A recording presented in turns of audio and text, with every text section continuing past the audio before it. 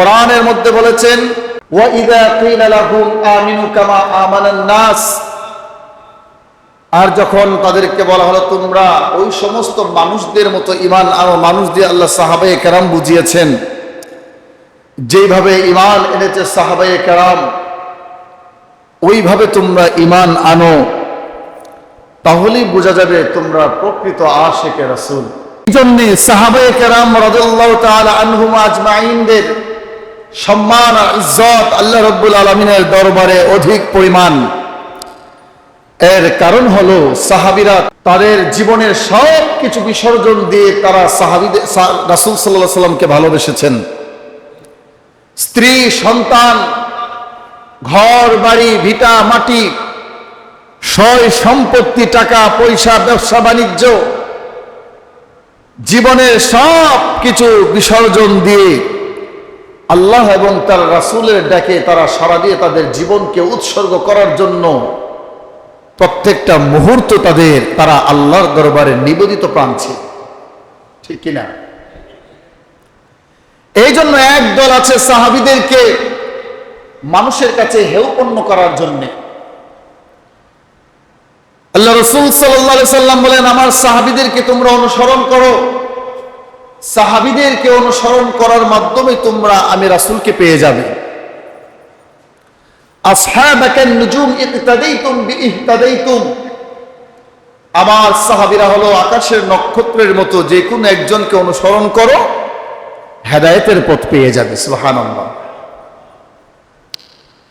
তো একদল বাতিল আছে সাহাবীদের ঈমানকে আক্রান্ত করতে চায়। সাহাবীদেরকে যদি আক্রান্ত করা যায় তাহলে মুমিনের, ঈমানদার মুসলমানদের ঈমানকে ধ্বংস করা সম্ভব। তাই শিয়াদের প্রথম টার্গেট হলো সাহাবীদেরকে নিয়ে।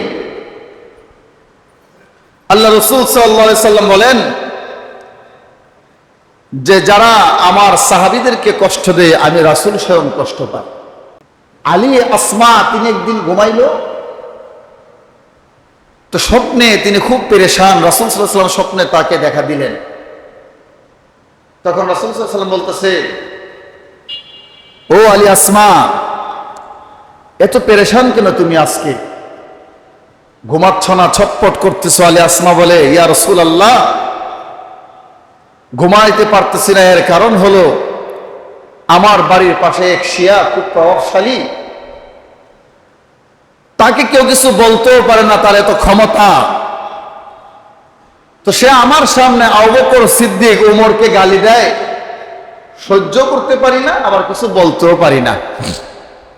এই জন্য আমি আজকে রাত্রে ঘুমাতে পারছি না। আল্লাহ রাসূল সাল্লাল্লাহু আলাইহি সাল্লাম বলেন, তুমি কি তারে হত্যা করতে পারবা? কে বলতেছে এই কথা? কথা বলে না। কে বলছে এই কথাটা? আল্লাহ রাসূল বলছেন আলী আসমা রাহমাতুল্লাহ আলাইহিকে স্বপ্ন যুগে ঘুমের মধ্যে।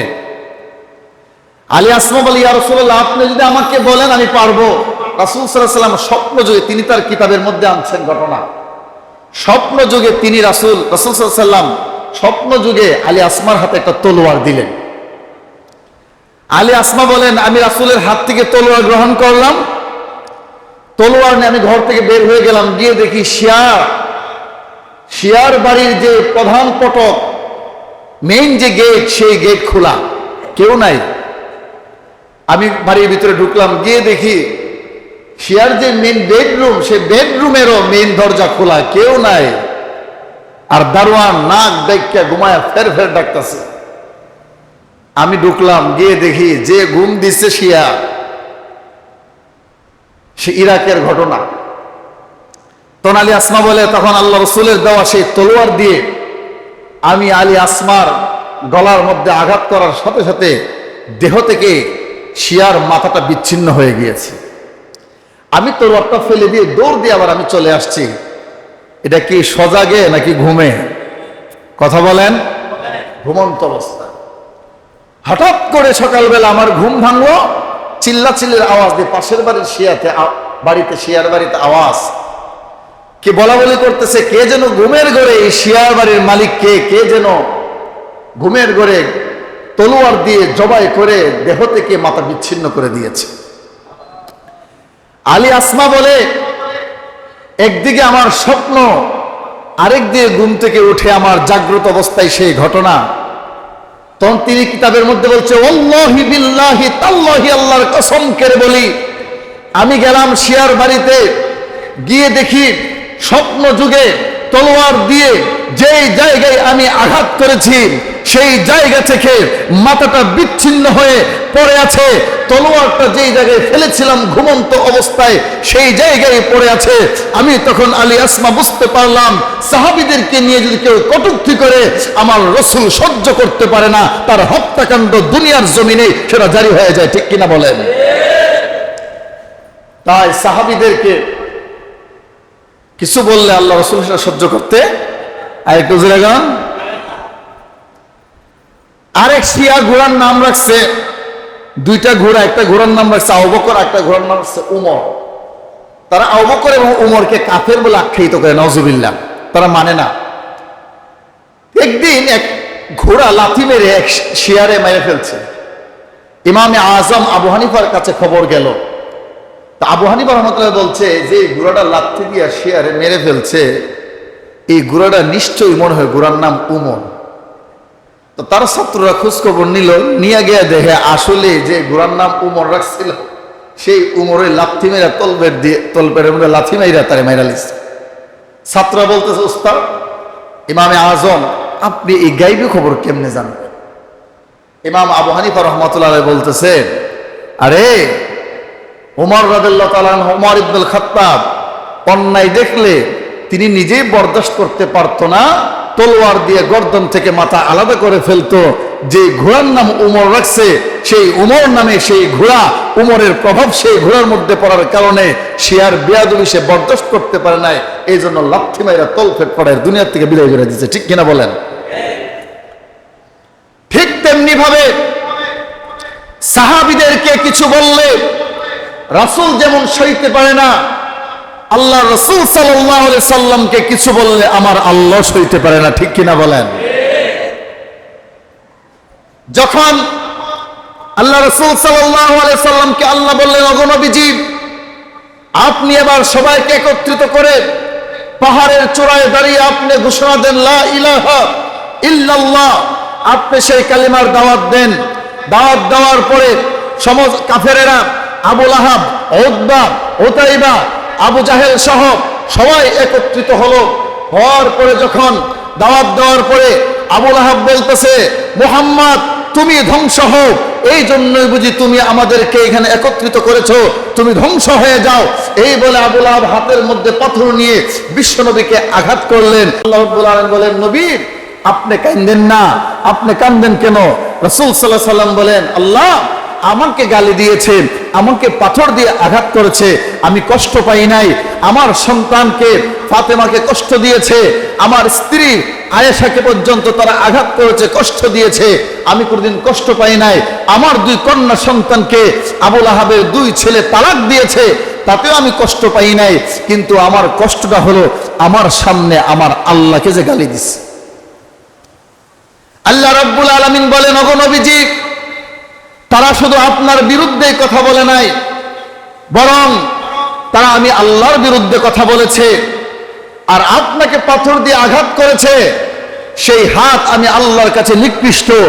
আল্লাহ সাথে সাথে জিব্রাইলকে পাঠাইয়া তার বন্ধুর পক্ষে কোরআনের আয়াত নাজিল করে দিয়ে আল্লাহ বলেন, তাব্বাতি ইয়াদা আবি লাহাবি ওয়া তাব্বা, আবু লাহাবের দুনো হাত ধ্বংস হোক, ওয়া তাব্বা ধ্বংস হয়ে গিয়েছে, মা আগনা আনহু মালুহু ওয়া মা কাসাবা, আবু লাহাবের ধন সম্পদ কোনো কিছুই কাজে আসবে না। ওয়া ইমরাতুহু হাম্মালাতাল হাতাব সায়াসলা নারান যাত লাহাব, ওয়া ইমরাতুহু হাম্মালাতাল হাতাব, আবু লাহাব এবং তার স্ত্রী উম্মে জামিল অচিরেই জাহান্নামের শিখাময় আগুনের মধ্যে জ্বলবে। নাউজুবিল্লাহ বলবেন না? জ্বলবে। উম্মে জামিলের কি দোষ? উম্মে জামিল যখন শুনলো আবু লাহাবের নামে এই বিরুদ্ধে আয়াত নাজিল হয়েছে, তার স্বামীর নামে এবং তার নামে, উম্মে জামিল তখন হাতের মধ্যে পাথর নিল, নিয়ে বিশ্বনবীকে আঘাত করতে আসতেছে। আবু বকর এবং আল্লাহ রাসূল সাল্লাল্লাহু আলাইহি ওয়াসাল্লাম দাঁড়িয়ে আছেন, পাথর দিয়ে আঘাত করবে।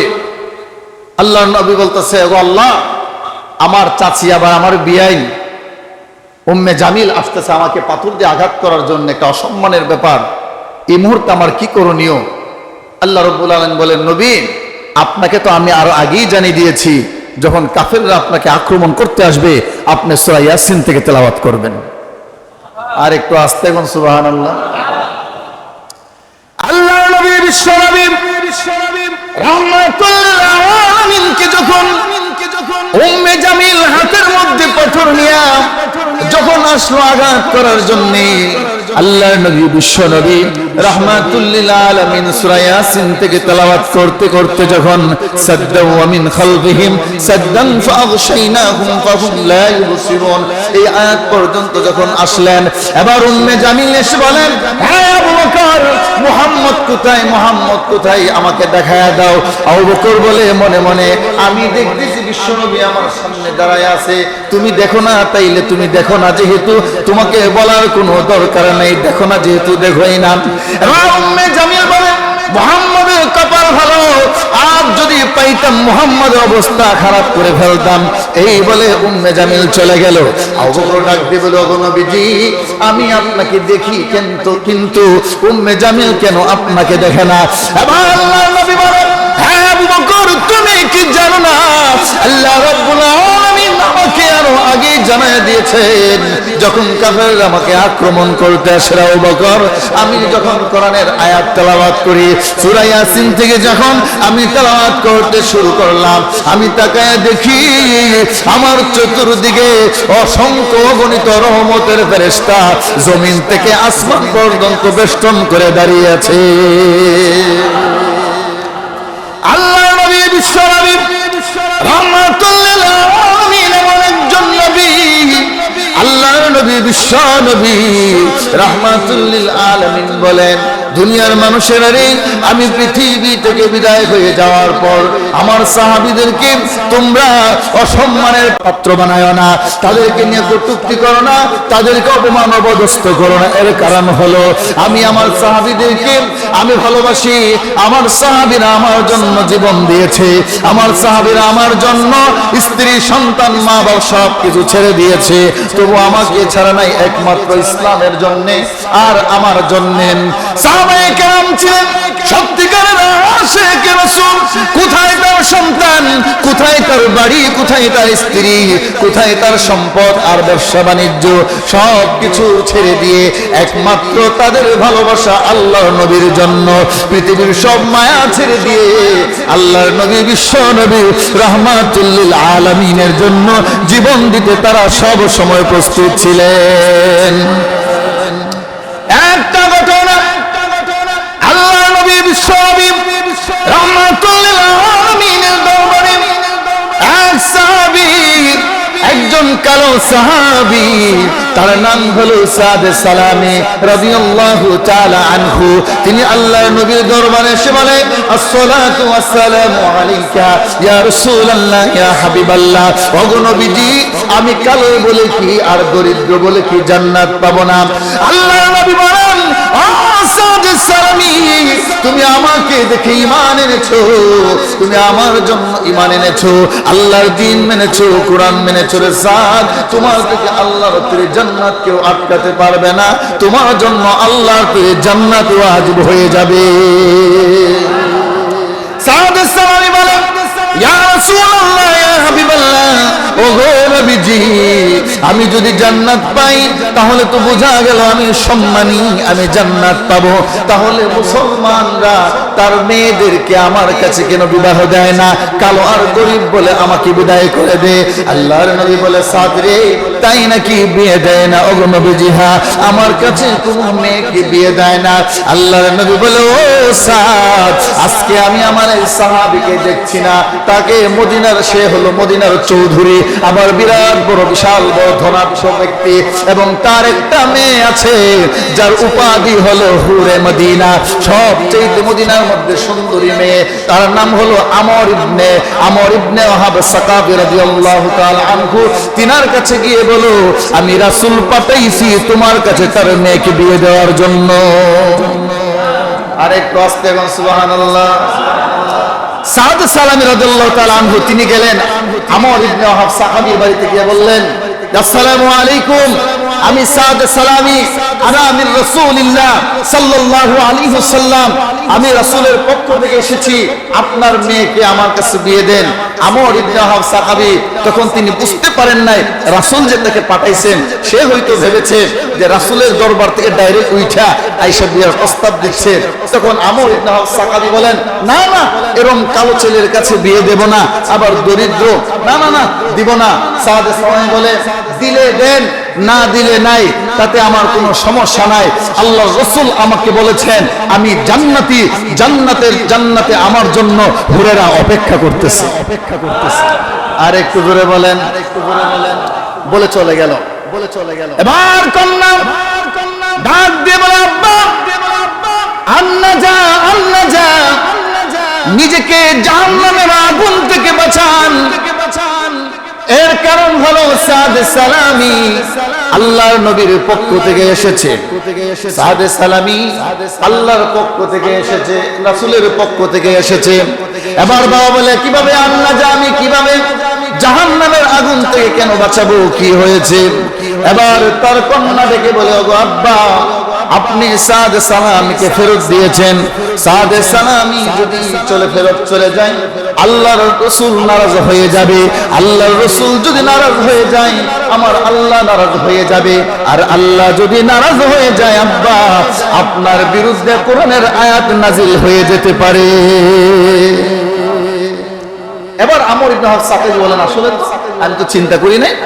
তখন সে রাসূলের দরবারে যাওয়ার আগে মেয়েকে বলতেছে, মেয়ে ছেলে কিন্তু অনেক কালো, কুৎসিত, আবার দরিদ্র, গরিব, সে কিন্তু তোমার বরণ পোষণ দিতে পারবে না।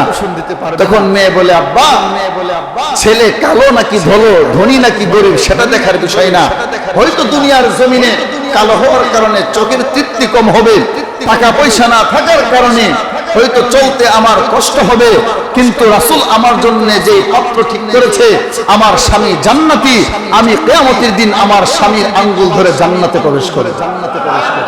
আল্লাহ রাসূল বলেন, স্বামী যদি জান্নাতি হয় তাহলে কিয়ামতের দিন প্রত্যেকটা স্ত্রী স্বামীর আঙ্গুল ধরে ধরে জান্নাতের ভিতরে প্রবেশ করবে। সুবহানাল্লাহ।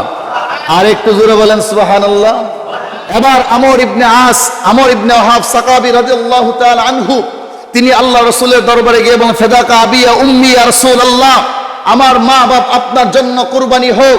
এই কথা বলার পরে বলতেছে, ইয়া রাসূলুল্লাহ, আমি এসেছি আমার মেয়ের রাজিনামা নিয়ে, আপনি যদি রাজি থাকেন এখনই বিয়ে হয়ে যাবে। আল্লাহ রাসূল বলেন, তুমি যেহেতু রাজি, তোমার মেয়েও যেহেতু রাজি, তাহলে এই মুহূর্তে বিয়ে হয়ে যাক। ও সাদ, বড় লোক বাড়িতে বিয়ে করবা, মদিনার চৌধুরী তার বাড়িতে বিয়ে করবা, মদিনার চৌধুরী বলে কথা, আবার সবচাইতে সুন্দরী পুরে মদিনা, যার উপাধি মদিনার হুর বলে আখ্যায়িত করা হয়েছে, 400 দিরহাম নিযুক্ত করে বিয়ে হতে হবে। সাদ সালামী বলে, ইয়া রাসূলুল্লাহ, 400 দিরহাম দেব দূরের কথা, 1 দিরহামও তো আমার পকেটের মধ্যে নাই। আল্লাহ রাসূল সাল্লাল্লাহু আলাইহি সাল্লাম বলেন, বিয়ে হয়ে যাক। আল্লাহ রাসূল 400 দিরহাম নিযুক্ত করে তাকে বিয়ে দিয়ে দিল। বিয়ে দিয়ে দেওয়ার পরে এবার 400 দিরহামে নিযুক্ত বিয়ে হয়ে গেল। আল্লাহ রাসূল সাল্লাল্লাহু আলাইহি সাল্লাম বলছে, এক কাজ করো, এবার তুমি যাও হযরত উসমান গনির কাছে গিয়ে বলো আমি রাসূল বলেছি তোমাকে 200 দিরহাম দেওয়ার জন্য।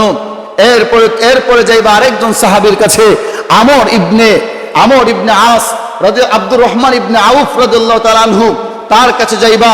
সে এত বড় লোক, ওই সময়ে তার 1000 উট ছিল, 1000 ঘোড়া ছিল, বর্তমান সময়ের 1000 গাড়ির মালিক, ঠিক কিনা বলেন?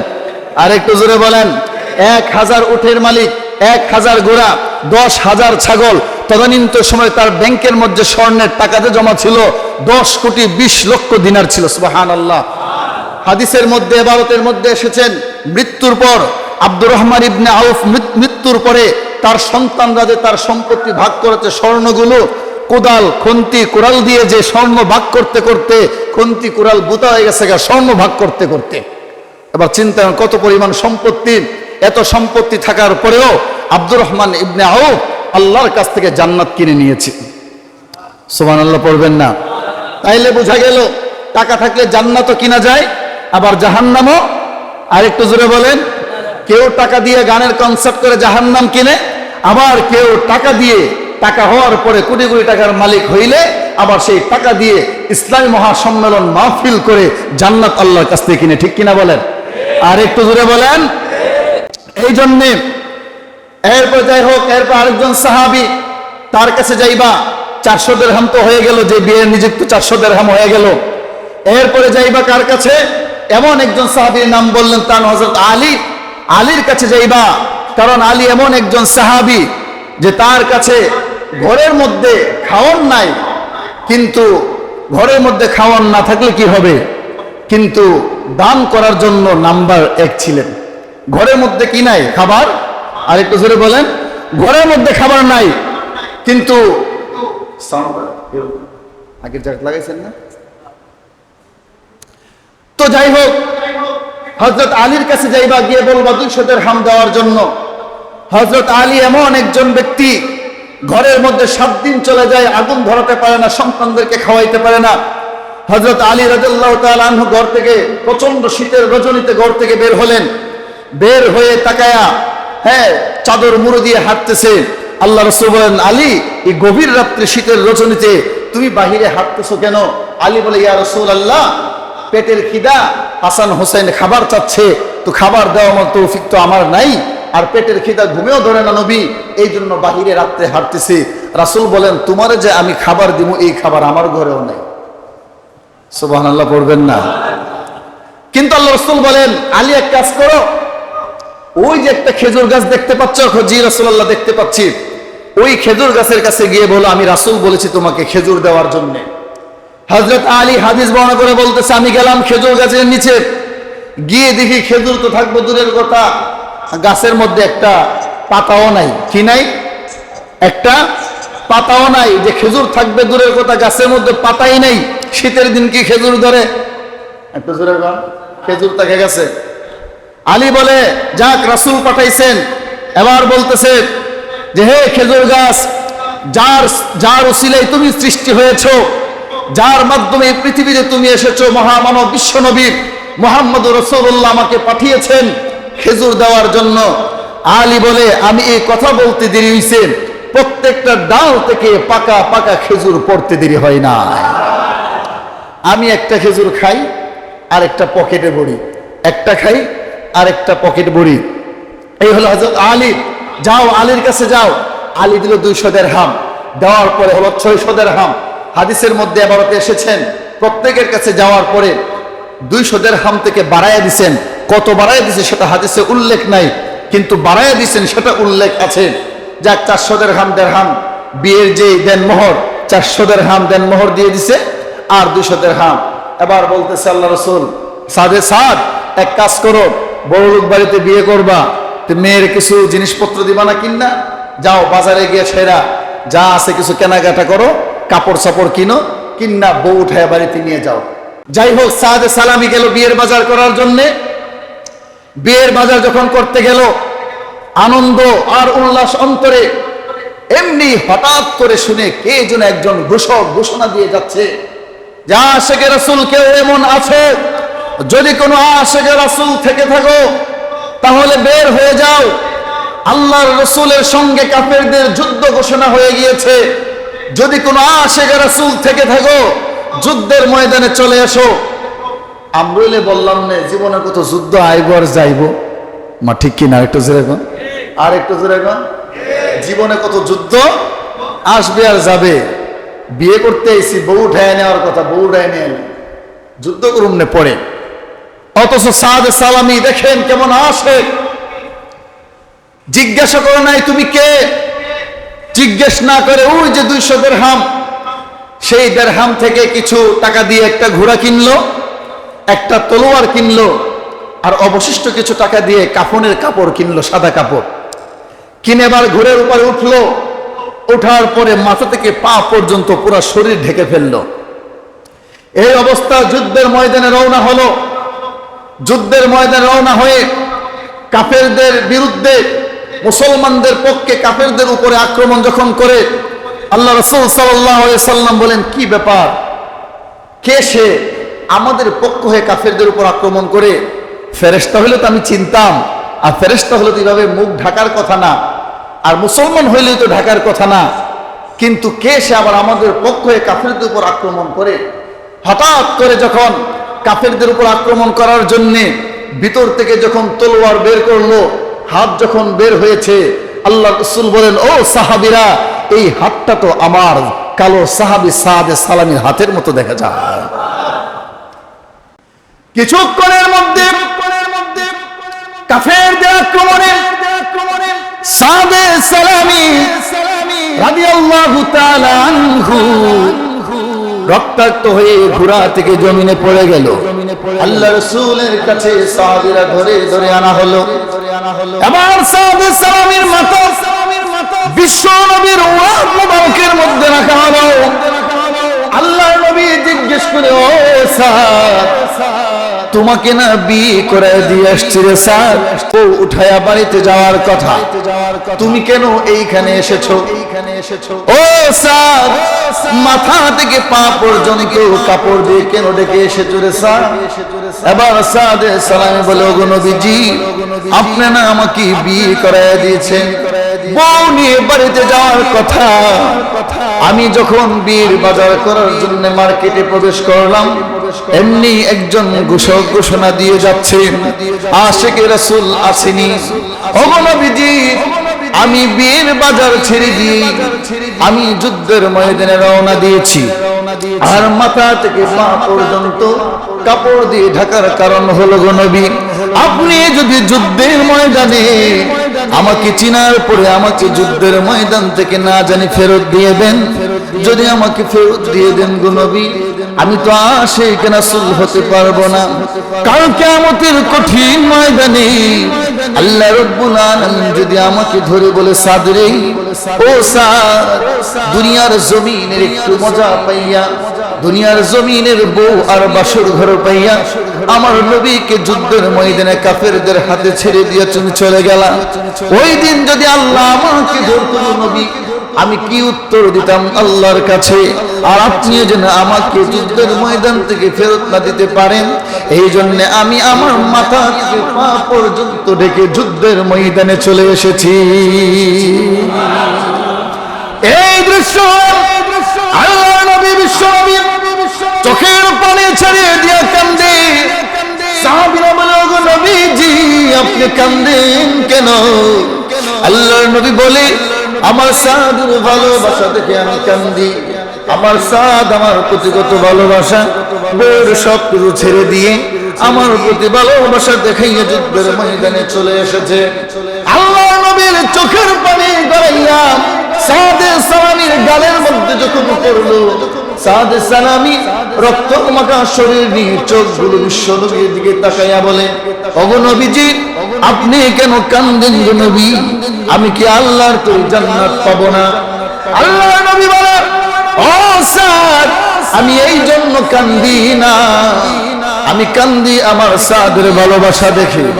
ও সাদ, আমি এই মুহূর্তে নবী ঘোষণা দিলাম, তুমি যদি পৃথিবী থেকে বিদায় হয়ে যাও, আল্লাহর তৈরি জান্নাত তোমার জন্য ওয়াজিব হয়ে যাবে।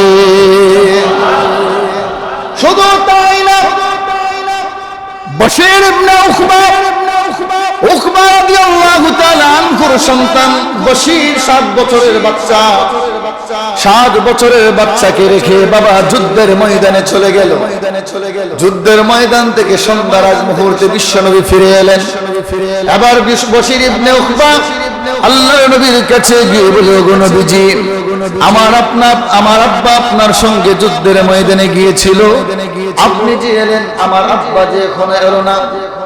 আল্লাহর নবী কিছু উত্তর দেন না, কিছু বলেন না।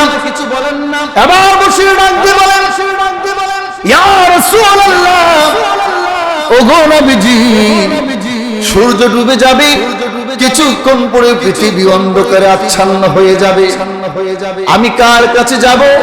কার গলায় ধরে ঘুমাবো? আজকের এই রাত্র আমি কার কাছে থাকবো? কে আমাকে ঘুম পাড়ায়া দেবে? আমার আব্বা গেল না, আর কখন আসবে? সন্ধ্যা হয়ে যাচ্ছে। আল্লাহর নবী আসমানের দিকে চোখ তুলে আল্লাহর কাছে বলে, নবী আল্লাহ গো, এই ছোট বাচ্চাকে আমি কিভাবে বোঝাই তার বাপ জান্নাতে চলে গেছে? আমি তো বলতে পারছি না, আর বুঝবে না। নবী কোনো উত্তর দেয় না। বশির ইবনে উকবা রাদিয়াল্লাহু আনহু দৌড়ায়া বিশ্ব নবীর দুইটা পা কদম জড়ায়া ধইরা বলে, ও নবীজি আপনি কেন কোনো উত্তর দেন না গো নবী? ও নবী আপনি যুদ্ধের ময়দান থেকে এলেন, আমার আব্বা আর কখন আসবে গো নবী? ও গো নবী বলেন না আমার আব্বা আর কখন যুদ্ধের ময়দান থেকে আসবে? সন্ধ্যা হয়ে যাবে, রাত্র হয়ে যাবে, আমি কার গলায় ধরে ঘুমাবো? কে আমাকে ঘুম পাড়ায় দিবে গো নবীজি? আমাকে কে ঘুম পাড়ায় দিবে? আমার মা নাই, আমার ভাই নাই, বোন নাই, কেউ আপন বলতে কেউ নাই, বাবা ছাড়া। আমার বাবা এখন কবে আসবে গো নবী? আল্লাহর নবী বলে, ও বশির আর কান্দিস না, তোর আব্বা জান্নাতে চলে গেছে। এবার বশির ডাক দিয়ে বলে, না গো নবীজি আমার আব্বা যে আমাকে রেখে জান্নাতে চলে গেল, আমার কথা কি একটু চিন্তা করলো না? আমার কথা কি একটু ভাবলো না? আমি কোথায় যাব, কার কাছে থাকবো, কার কাছে গিয়ে ঘুমাবো, কে আমাকে আদর করবে? আমার মা নাই, আমার ভাই বোন যদি থাকতো তাদের কাছে যাইতাম। আমার তো এই পৃথিবীতে আপন বলতে আর কেউ রইল না। আমার আব্বা যে আমার কথা একটু চিন্তা করলো না। আল্লাহর নবী চোখের পানি ছেড়ে দিয়া বশিরকে মুখের সাথে যারা বলে, বশির আর কান্দিস না, তোর কান্দা আমি সইতে পারি না বশির। বাকি তোর আব্বা জান্নাতে চলে গেছে, এনে দিতে পারবো না, কিন্তু বাকি জিন্দেগির জন্য আমি মুহাম্মদ তোর আব্বা হয়ে গেলাম। এই ছিল আশিকে রাসূলদের, এরা হলো আশিকে রাসূল, আমরাও আশিকে রাসূল। কিন্তু অথচ আজ আমাদের সামনে দেখা যায় বিশ্বনবী মুহাম্মদুর রাসূলুল্লাহ সাল্লাল্লাহু আলাইহি সাল্লামকে নিয়ে কটূক্তি করে, ঠিক কিনা? আর একটু জোরে বলেন। যারা বিশ্বনবীকে নিয়ে কটূক্তি করেন তারা যে ধর্মের হোক না কেন তাদের কোনো পরিচয় হতে পারে না, ঠিক কিনা বলেন? যারা আল্লাহর নবীর কটূক্তি করে, যারা আল্লাহর নবীর চরিত্র নিয়ে কটূক্তি করে, যারা আল্লাহর নবীকে আখলাক নিয়ে কটূক্তি করে, যারা আল্লাহর নবীকে নিয়ে বিদ্বেষ করে, তাদের জন্মের পরিচয় হতে পারে না, ঠিক কিনা বলেন? তারা যে কোনো ধর্মের হোক না কেন যদি আল্লাহর নবীর বিরুদ্ধে কথা বলে তাদের কোনো বংশের পরিচয় নাই, তাদের রাজনৈতিক কোনো পরিচয় নাই, তাদের কোনো বংশীয় পরিচয় হতে পারে না। তারা হলো বিশ্ব মানবতার দুশ্মন, তারা হলো মুসলমানদের দুশ্মন, তারা হলো ইসলামের দুশ্মন, তারা হলো বিশ্ব নবীর দুশ্মন, তারা হলো আমাদের দুশ্মন, ঠিক কিনা বলেন? এই জন্য বলতে চাই, গত আগস্ট মাসের শুরু দিক দিয়ে হিন্দুত্ববাদী ভারতের সেই আহমেদনগরে হিন্দুত্ববাদী এক অগ্নি পূজক আল্লাহর নবীর চরিত্র নিয়ে কথা বলেছে। কথা বলার পরে সারা বিশ্বে 12 থেকে 14টা রাষ্ট্র থেকে তার বিরুদ্ধে প্রায় 50টার উপরে মামলা করেছে। মামলা করার পরে সেই ভারতের বিজেপির যে প্রধান, বর্তমানে সংসদের যে ব্যক্তি আছে রাজনৈতিক নাতেশ রানা, ওই ব্যক্তি অগ্নি পূজক তার পক্ষে কথা বলেছে।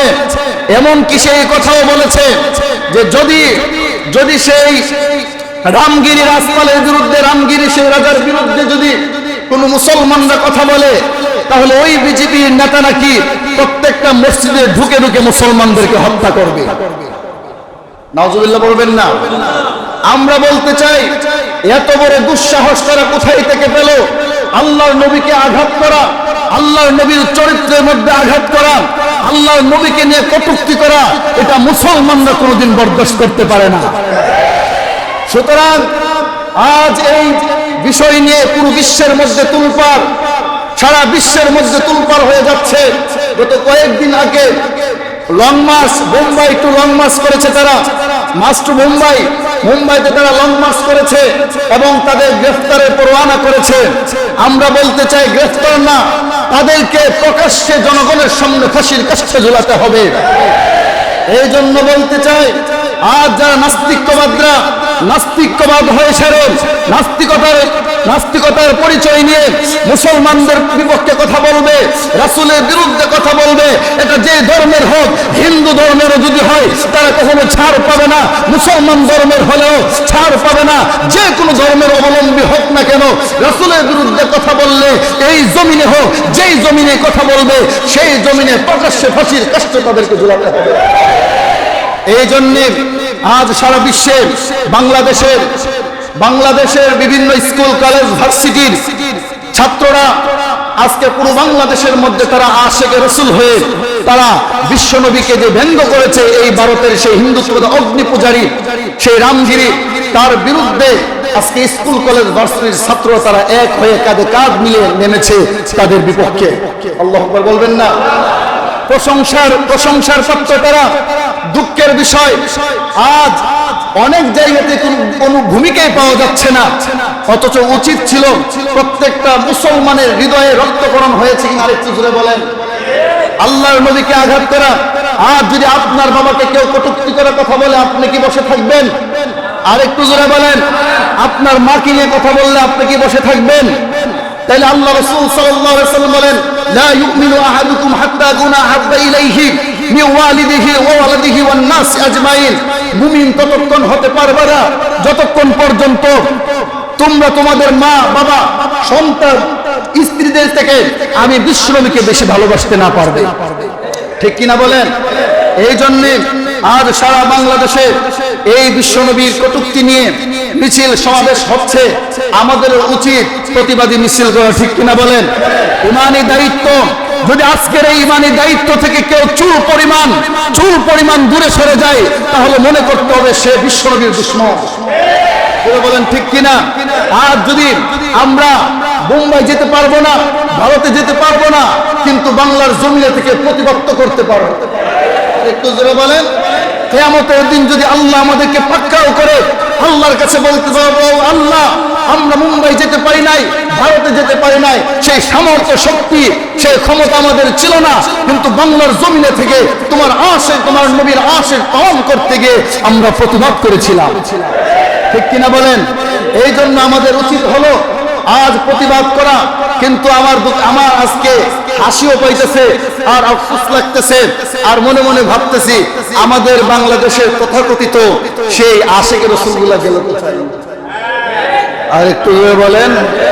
আমার প্রশ্ন হলো তাদের কাছে, যেই মানুষগুলোকে আজ কয়েকদিন আগে আমরা 12 রবিউল আউয়াল উদযাপন করতে দেখেছি, জশ্নে জুলুস করতে দেখেছি, মিছিল করতে দেখেছি, র্যালি করতে দেখেছি, বড় বড় ডেক পাতিলা দিয়ে সিন্নি, বিরিয়ানি, মিষ্টি, জিলাপির সেই আয়োজন করেছে, আজ ওই ভণ্ড, ওই আশিক রাসূল দাবিদার ভণ্ডগুলো কোথায় দেখতে চাই? ওই ভণ্ডগুলোকে যেখানেই আমরা পাবো পিঠের চামড়া আমরা তুলে ফেলবো। কারণ হলো আজ আশিক রাসূলের দাবিদার তোমরা কোথায়? গাঞ্জা খায় আশিক রাসূল হওয়া যায় না। আরেকটু জোরে বলেন, আরেকটু জোরে কোন। মুস লম্বা কইরা ঠোঁট দেখা যায় না, মুখ দেখা যায় না, মুস লম্বা করে মুসওয়ালা হওয়া যায়, আশিক রাসূল হওয়া যায় না। গাঞ্জা তাই না, গাঞ্জাখুর হওয়া যায়, আশিক রাসূল হওয়া যায় না। সিন্নি খায়া সিন্নিখুর হওয়া যায়, কিন্তু আশিক রাসূল কোনোদিন হওয়া যায় না। বলেন। এই জন্য ওই ভণ্ডদের কাছে আমরা বলতে চাই, কোথায় তোমাদের আশিক রাসূল?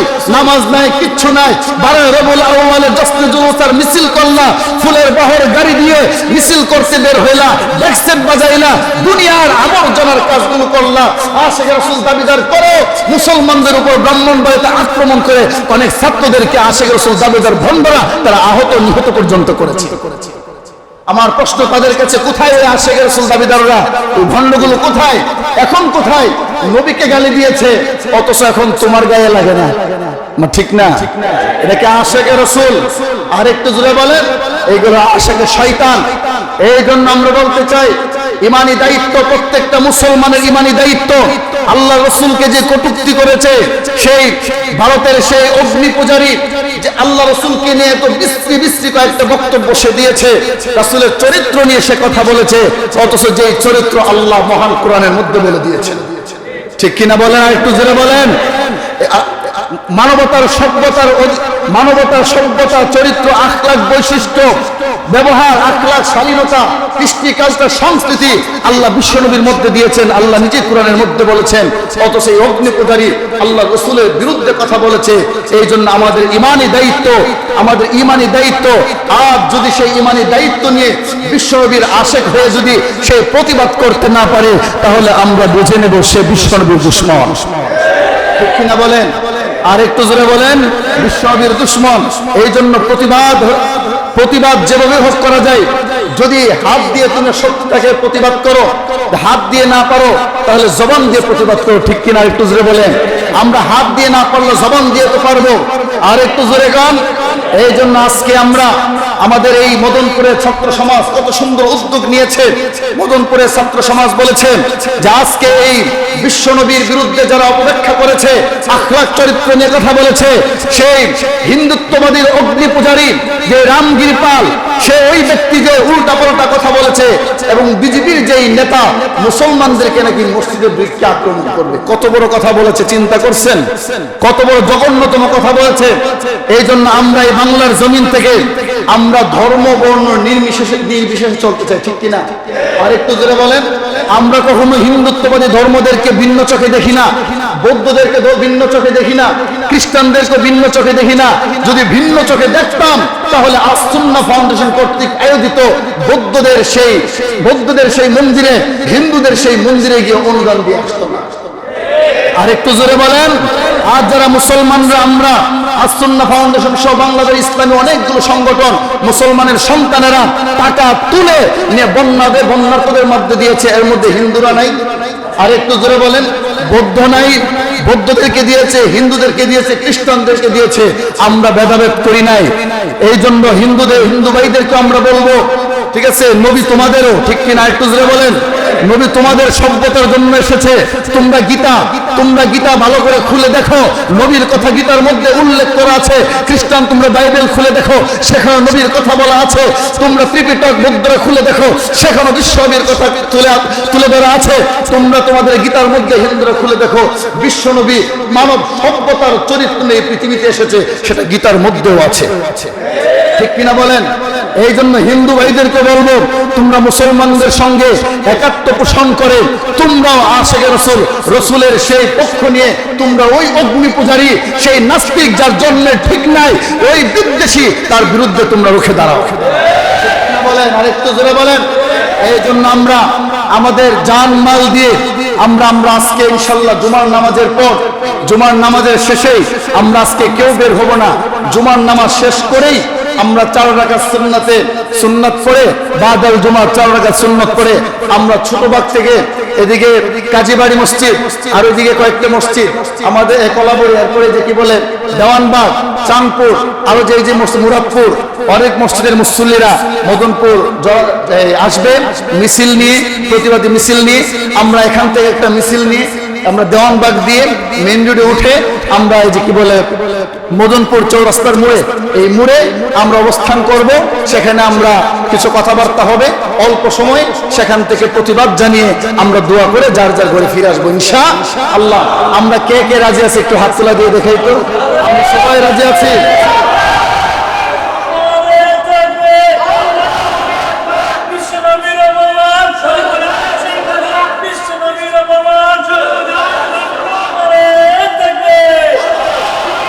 আল্লাহ রাব্বুল আলামিন আমাদের সবাইকে আশিকে রাসূল হিসেবে কবুল করেন, সবাই আমিন। কিন্তু সবচেয়ে বড় ধন্যবাদ দিতে আমার মন চাচ্ছে যে আজকের এই মদনপুরের ছাত্র সমাজকে স্কুল কলেজ ভার্সিটিতে লেখাপড়া করেও যে তারা এত বড় উদ্যোগ নিয়েছে যে আজকে তারা প্রতিবাদ মিছিল করবে, এটা কি ভালো না মন্দ? আর একটু জোরে বলেন।